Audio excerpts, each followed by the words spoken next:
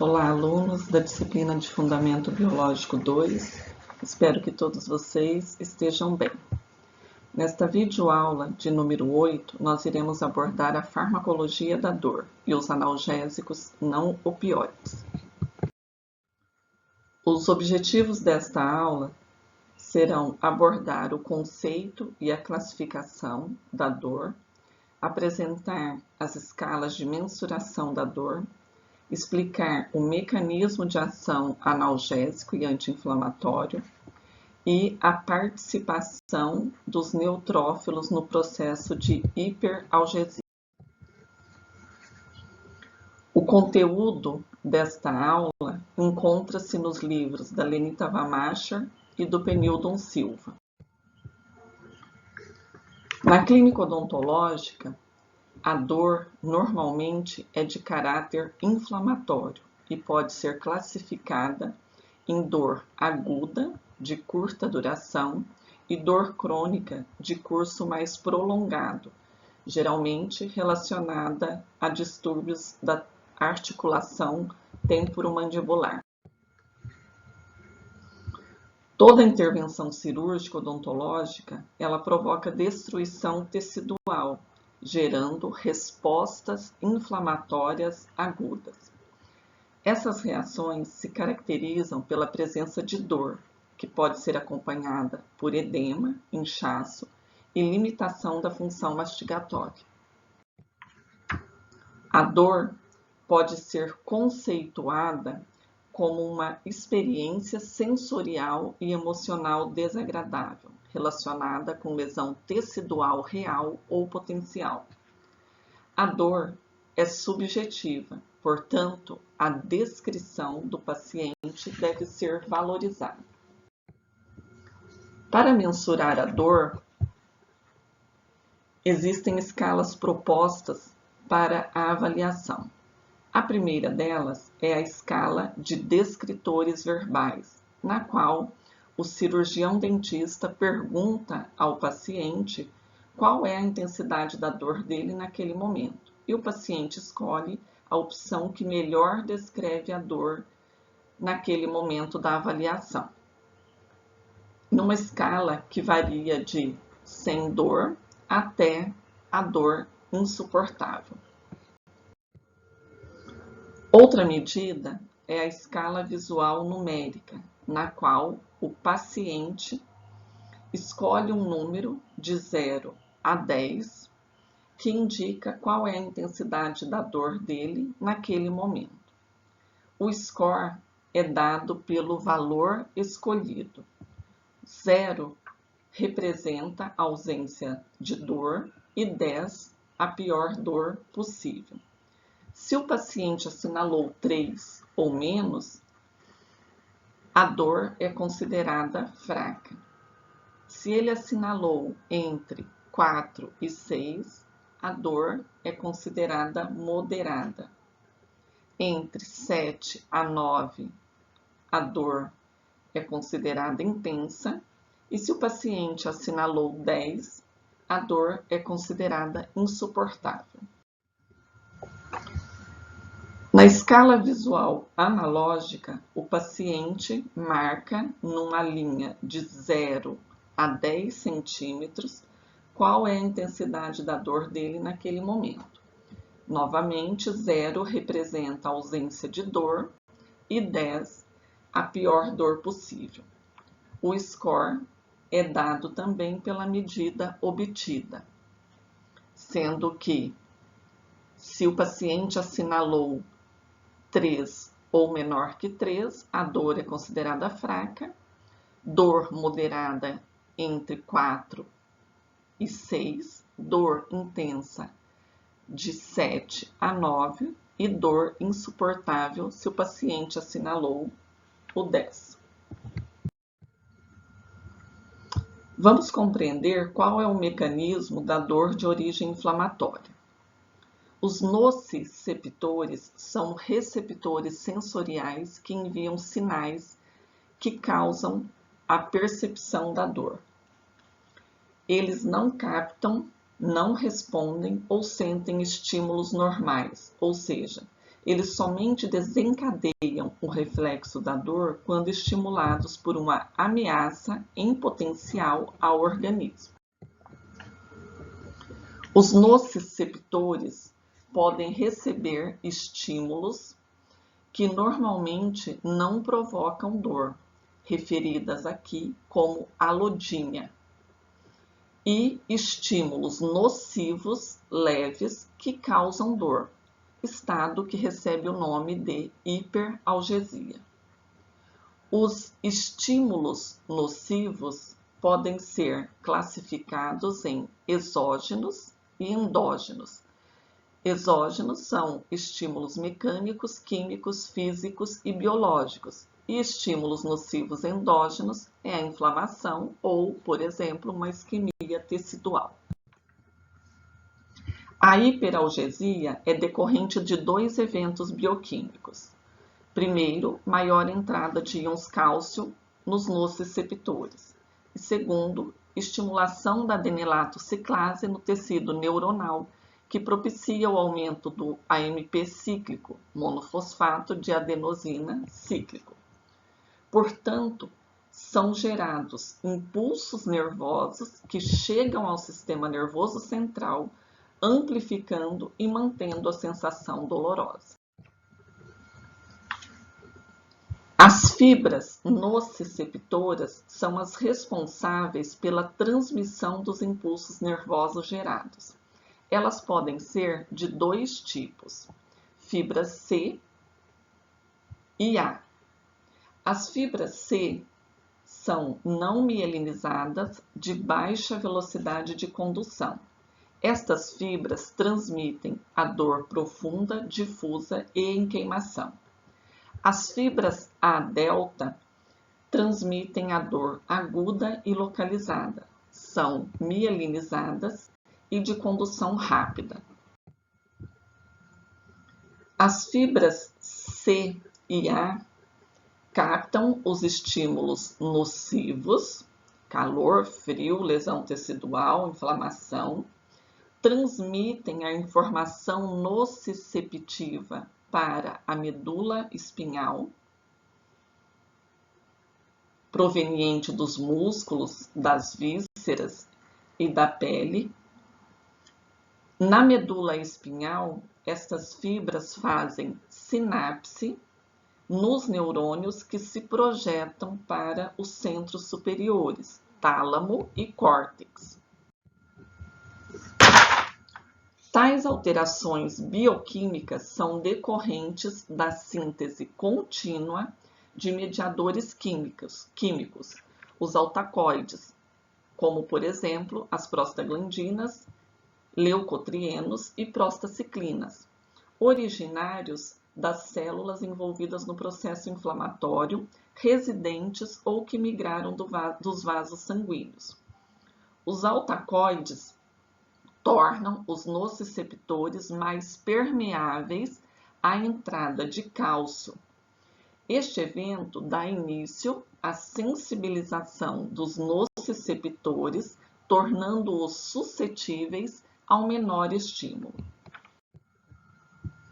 A origem do ácido araquidônico e seu metabolismo explica o mecanismo da dor inflamatória e seu controle farmacológico.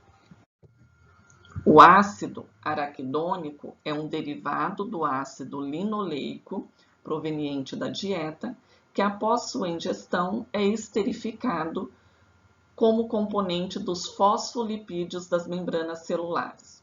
Toda vez que ocorre lesão tecidual, por exemplo, na remoção de um terceiro molar incluso, o organismo dá início à resposta inflamatória. O disparo do gatilho é dado pela ativação da fosfolipase A2.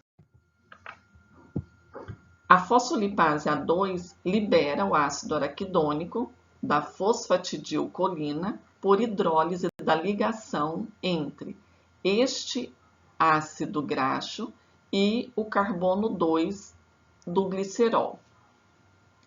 A fosfolipase A2 irá atuar nos fosfolipídios das membranas das células envolvidas no processo inflamatório, liberando o ácido araquidônico, aqui representado em rosa, no citossol. O ácido araquidônico é um ácido graxo insaturado com 20 átomos de carbono e 4 ligações duplas. Portanto, ele é chamado de eicosanoides. Eicosa significa 20 átomos de carbono. O ácido araquidônico sofre a ação da ciclooxigenase e da 5-lipoxigenase, produzindo os altacoides responsáveis pela hiperalgesia. Pela ação da ciclooxigenase, o ácido araquidônico irá gerar substâncias que produzem diferentes efeitos em função do tipo celular envolvido. Existem duas isoformas de COX, a COX-1 e a COX-2, e possivelmente a COX-3 exista no sistema nervoso central. A COX-1 está presente nas plaquetas, nos rins e na mucosa gástrica, na forma de enzima constitutiva, responsável pela síntese de prostaglandinas, exercendo proteção na mucosa gástrica, regulação da função renal e da agregação plaquetária. A COX-2 está presente em pequenas quantidades nos tecidos. Sua concentração aumenta em até 80 vezes após um estímulo inflamatório. A COX-2 está presente nos rins, no sistema nervoso central e no endotélio vascular. O ácido araquidônico irá produzir metabólitos ativos dependendo da ação da COX-1 ou da COX-2. Prostaglandinas são produzidas pelas células injuriadas do local inflamado. Prostaciclinas são produzidas pelas células endoteliais que revestem os capilares sanguíneos. E tromboxanas são produzidas pelas plaquetas. Com exceção de tromboxanas, que são responsáveis pela agregação plaquetária, prostaglandinas e prostaciclinas causam hiperalgesia. As prostaglandinas liberadas irão promover aumento na permeabilidade vascular, gerando edema, e sensibilizar os nociceptores periféricos às ações da histamina e bradicinina. A histamina promove a reação inflamatória local e a bradicinina estimula as terminações nervosas, levando à nocicepção ou sensação dolorosa. A lesão tecidual também irá servir de sinalizador para os macrófagos e neutrófilos para que produzam mais prostaglandinas diretamente no local inflamado, estimulando a liberação de interleucina 1 e do fator ativador de plaquetas. Os neutrófilos são as principais células efetoras da resposta inflamatória aguda.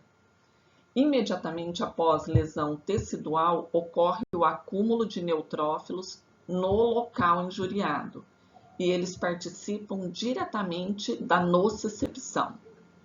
Apesar da resposta inflamatória ser considerado um mecanismo de proteção do organismo, pode-se transformar-se em agressão ao mesmo, aumentando ainda mais a lesão tecidual. É o que ocorre quando os neutrófilos produzem leucotrienos em quantidade além das requeridas. Portanto, sugere-se que o bloqueio da migração de neutrófilos pode ser um alvo interessante para o desenvolvimento de novos analgésicos ou anti-inflamatórios. Quando o ácido araquidônico é liberado das membranas celulares, ele pode ser convertido também pela lipoxigenase em leucotrienos.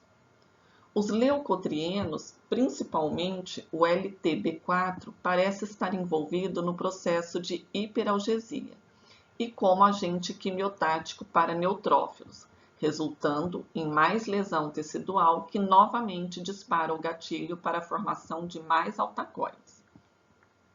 Os leucotrienos LTC4, LTD4 e LTE4 parecem constituir a substância de reação lenta na anafilaxia. Portanto, os analgésicos não opioides são eficazes contra a dor. Eles diminuem a produção de prostaglandinas que sensibilizam os nociceptores, reduzindo a ação condutora das fibras da dor. Os analgésicos não opioides que atuam sobre a COX-2 vão agir sobre os efeitos da inflamação. Os analgésicos não opioides diminuem a produção de prostaglandinas, principalmente a prostaglandina E2, que são moléculas que vão estimular as fibras nociceptoras. Portanto, os analgésicos não opioides vão reduzir a ação condutora das fibras nervosas da dor. Os analgésicos não opioides inibem a COX, diminuem a produção de prostaglandinas, principalmente as prostaglandinas do tipo E2, que são moléculas que vão estimular as fibras nociceptoras. Portanto, novamente, os analgésicos vão reduzir a ação condutora das fibras da dor. A diminuição da geração de prostaglandinas significa menos sensibilização de terminações nervosas nociceptivas aos mediadores da inflamação, por exemplo, a bradicinina e a histamina. Nós finalizamos aqui esta videoaula, onde nós abordamos o conceito e a classificação da dor, apresentamos as escalas de mensuração da dor, explicamos o mecanismo de ação analgésico e anti-inflamatório e a participação dos neutrófilos no processo de hiperalgesia.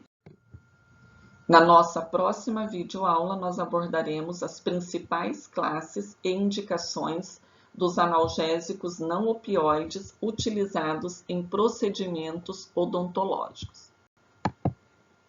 Muito obrigada pela sua companhia.